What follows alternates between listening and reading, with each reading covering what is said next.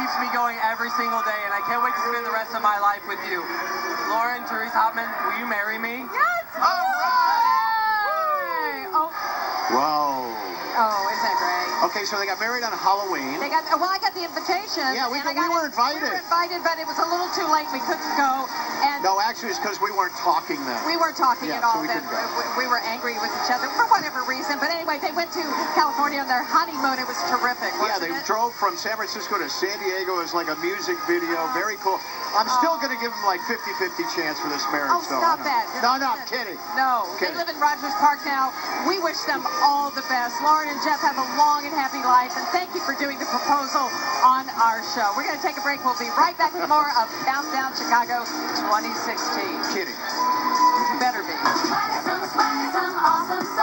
Put on your dancing shoes. After the break, the world TV premiere of the musical Gotta Dance.